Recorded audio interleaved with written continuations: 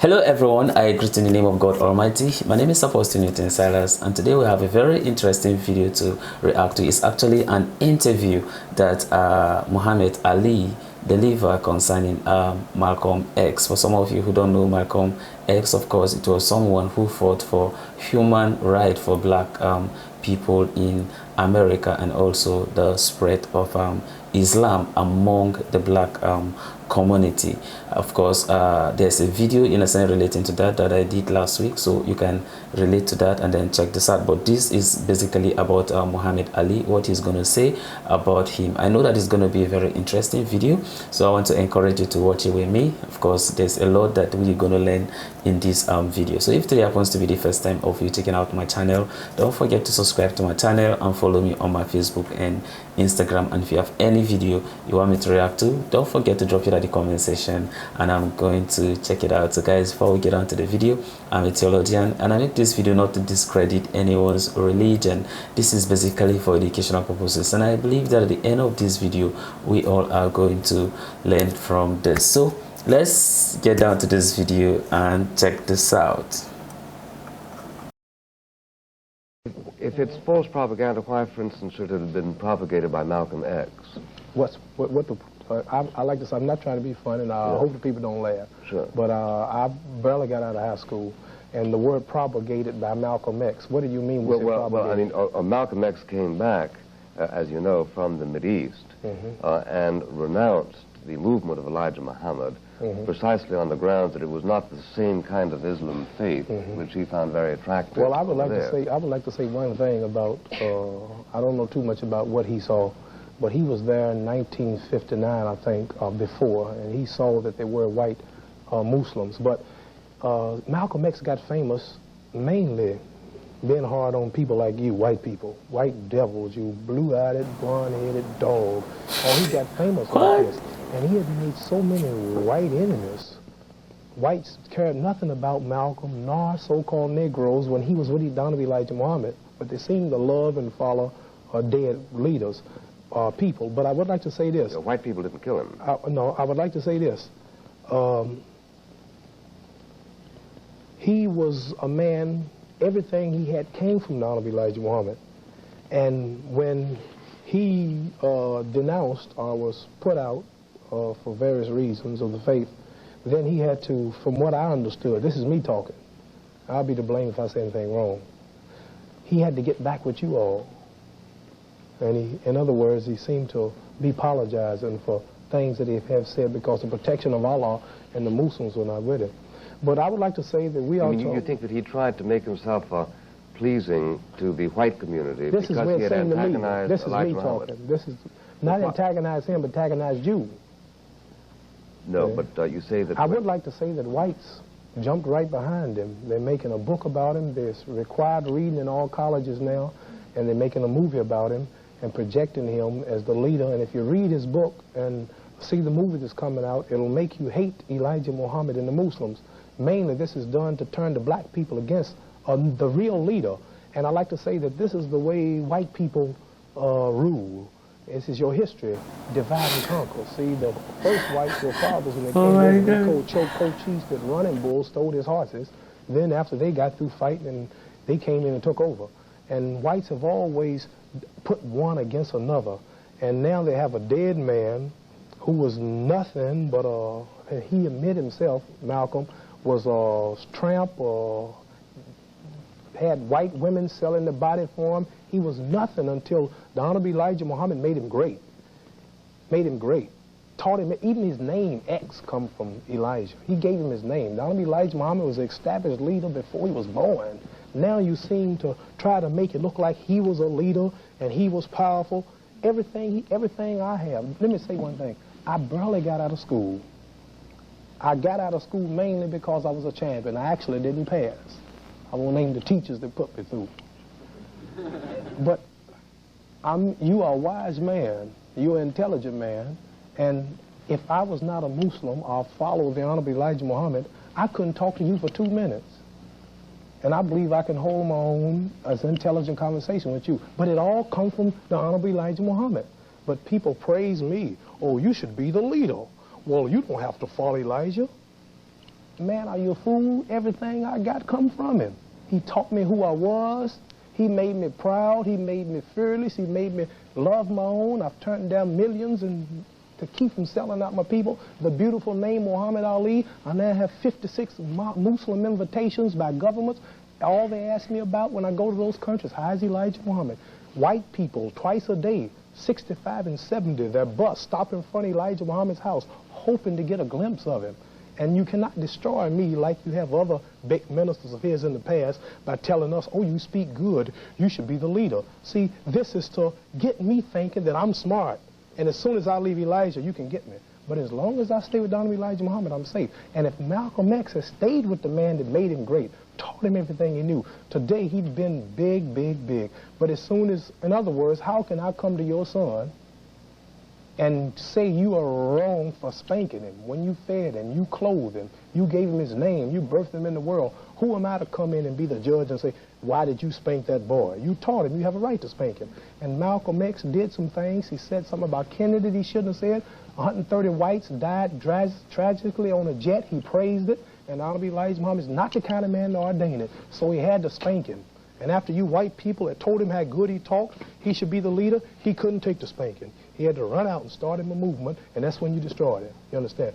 See, so I would say whites destroyed Malcolm X. I understand what you say. I understand what you say, and I don't doubt either the sincerity or the eloquence of your tribute to Elijah Muhammad, but I do think that assuming that we are prepared to question the divinity of Elijah Muhammad, then one has to assume that somebody like Malcolm X, when he turned against him, might have been doing so for honest, sincere reasons. That is to say, he might have thought, well, I've been following this man for a number of years, but all of a sudden I have reached a level of understanding which permits me to see that he's pretty human after all, and that beyond a certain point he doesn't have anything to teach me. He should have always known that he was human, and not having nothing to teach him. Some people treat him as though he were divine, you know. Yeah, well, the way they did Father Divine would be another example. And we don't talk about dead people. They're dead and they're gone. Who's dead? Malcolm X is dead. Oh, yes.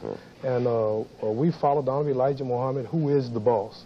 And we'd rather not to stay here on the show and waste a lot of time arguing about a dead black man when whites are our common enemies. Well, no doubt, of course, he teaches you that, and no doubt you understand. We don't have to teach it. You don't have to teach a black man that whites is his enemy as well. Well, you see, from my point of view, what Elijah Muhammad is doing to you is diseasing your mind.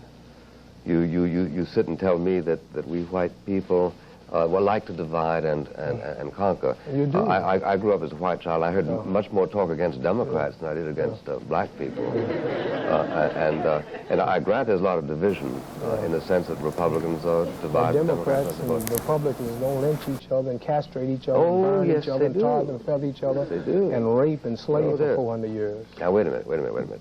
This is... I would like to ask you a question. I'd like to ask you a question. Who... 22 million black people in America, who would you say our everyday common enemy is?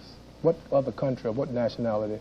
I mean, you know, you have the nerve to be on a TV show like this and look at me like I'm wrong for saying Elijah Muhammad is poisoning you by telling you that we're your enemies. And I feel it and see it every day. And every black man watching this show know you are enemies. And you have the nerve to stand up here and say Elijah Muhammad is poisoning my mind. He cannot teach us that you are enemy. You taught us.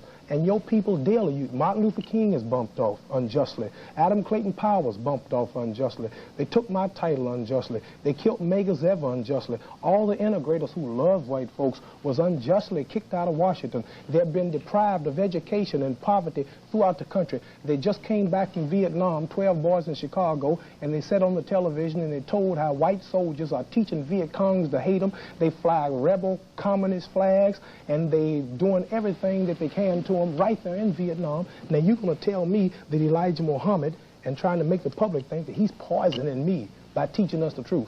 If here's his latest newspaper. Now wait a minute. Here's his latest. Don't hold it now. Here's his latest newspaper. Muhammad Speaks. Now it's full of truth.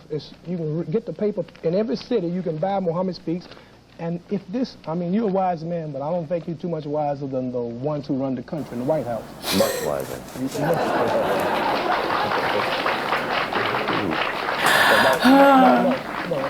Let me try to make this point, because no one challenges nothing he teach. You're intelligent, I'm intelligent. We all know he's here. So I'm not here to tell you something you don't know about. No. I'm simply telling you that you believe something which I happen to know isn't true. Now hold it. See, what is it that I believe? You believe it's not true. You believe that the entire white community is your enemy. I happen to know it's not your enemy. I doubt if there's anybody in this room who is your I tell enemy. you what. But I do believe that just as Hitler persuaded all the Germans to believe that all of the Jews were their enemy, that the people are engaged in spreading this kind of virulence, and that some very, very sincere people get caught up in it. You're an example of it. And under the circumstances, you end up doing a disservice to the cause that you really want to serve. Would you say Martin Luther King doing a disservice? What is the relevance of that remark? Just whether you went to school or not, explain to me the relevance of that remark. No, I'm asking you the question.